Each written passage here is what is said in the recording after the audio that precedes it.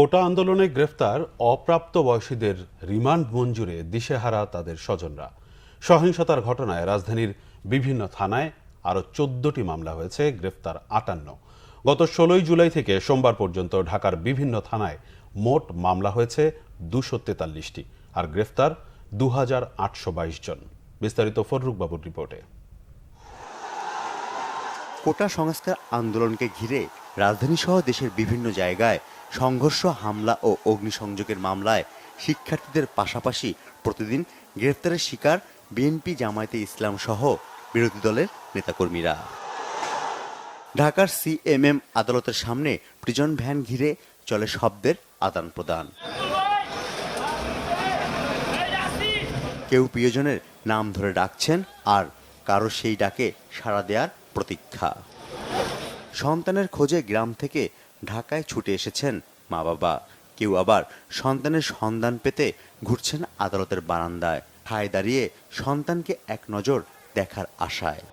HSC পরীক্ষাতে running পরীক্ষা দিচ্ছে, তো ওরা তিনজন সম্ভবত বেরিয়েছে ওই দিন বাসা থেকে। বিকালে পুলিশ ধরে জেরাও করলো, করে ফোন টোন চেক করলো, করে নিয়ে গেল ওদেরকে।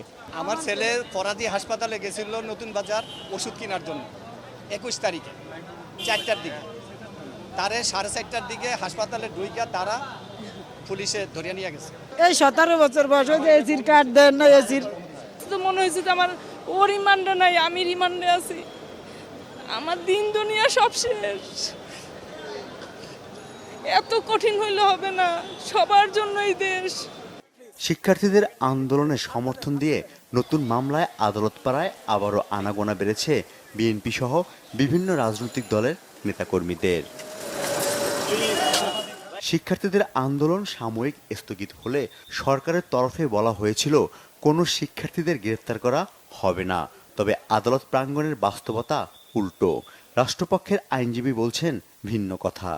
এখন পর্যন্ত কোনো আসামি জামিন হয়নি, এটা আমার জানা মতে। কারণ ঢাকা কোর্টে আপনি প্রসিকিউটর হিসেবে আমার নলেজে যতটুকু আছে, তাতে কোনো আসামি জামিন হয়নি। নাশকতার জন্য এই মামলাগুলো হয়েছে। স্পেশাল পাওয়ার একটা মামলা হয়েছে, এগুলো নন বেইলেবল। যে ছাত্র হোক বা সাধারণ পাবলিক হোক, যদি অপরাধের সাথে সম্পৃক্ত থাকে তাকে পুলিশ গ্রেপ্তার করবে। গ্রেফতারকৃতদের বয়স যাচাই ছাড়া আদালতে পুলিশের রিমান্ড আবেদনের বিষয় নিয়ে হাইকোর্ট উষ্মা প্রকাশ করেছেন। সেদিকে নতুনভাবে নজর রাখা হবে দাবি রাষ্ট্রপক্ষের আইনজীবীর। পুলিশ ফরওয়ার্ডিং এর যে বয়সের কথা উল্লেখ আছে, সেটা একটা যাচাই বাছাই করতে হবে। বা যদি তার যদি সার্টিফিকেট লাগবে আদালতে, যদি এরকম কোনো তথ্য দেখানো যায়, তারা দেখাতে পারে তার যে গার্ডিয়ান, যে শিশু, তার বয়স কম, তো সেটা অবশ্যই আমরা এটা বিবেচনা করব। এদিকে বৈষম্য বিরোধী ছাত্র আন্দোলনের ঘটনায় ঢাকার মতন অভিযান চলছে দেশের বিভিন্ন জায়গায়। এই অভিযানে 8.5 শতাধিক মামলায় গ্রেফতার করা হয়েছে 9,000-এর বেশি মানুষকে। পুলিশের পাশাপাশি চলছে র্যাবের অভিযানও। র্যাবের অভিযানে ঢাকায় 83 জন ও ঢাকার বাইরে 251 জনকে গ্রেফতার করা হয়েছে। 16 থেকে 28 জুলাই 18 জেলায় শিক্ষার্থী গ্রেফতারের সংখ্যা 253।